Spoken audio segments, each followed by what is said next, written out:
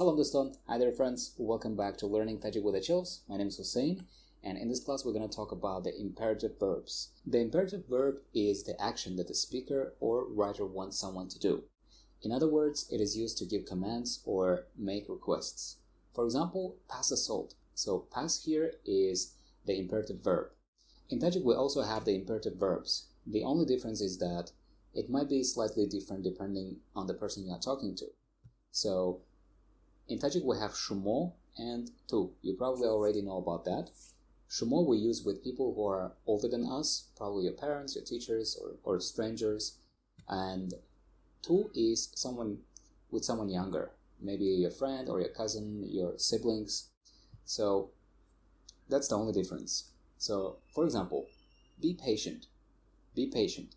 In Tajik, sabar kun. So this one is with tu, sabar kun.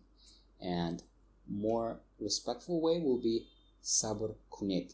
Sabar kunyet. So this one is shumo. Sabar kunyet. Another example, wait for me. Maro intizor shao.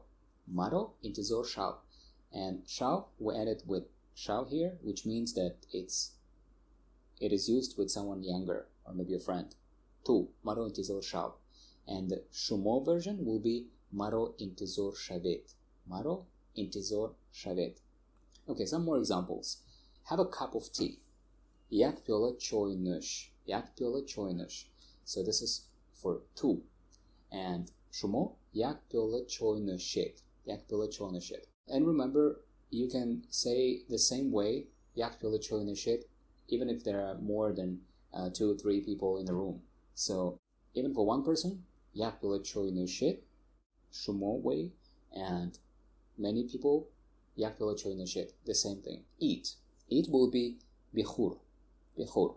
That's for tu. And shumo will be bihuret. Bihuret.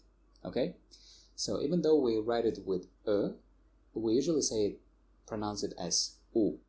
And this way of saying it, bihur, bihuret, it's more common in the capital, in Dushanbe or in southern Tajikistan. But most of the time, the way they say it, it's not bihur. They don't really say b, they just say b, like just letter b.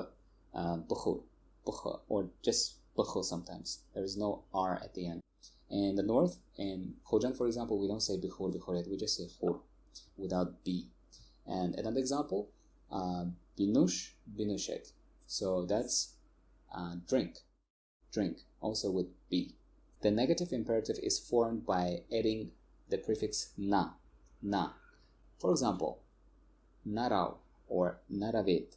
It means don't go, don't go. So narav or naravit. So rav itself, it means go, and if you add na, prefix na, it will be don't go, narau, naravit. So another example, don't touch it. Baon das narason. Baon das narason. That's for tu. And shumo will be baon das narasonit. Baon das narasonit. In literary Tajik, the prefix ma is also used to form the negative. So for example, don't leave me. Marav azman. Marav azman. And marav, it's quite formal. I mean, people don't really use this prefix ma. Na is more common. Narao is more common. And you can hear something like this, marav azman, in Tajik songs. And one more example. Don't worry. Don't worry will be gham makhur. Gham makhur. Alright, that's it for today. Thank you very much for watching. I hope you learned something new. And it's time to say goodbye. Khair.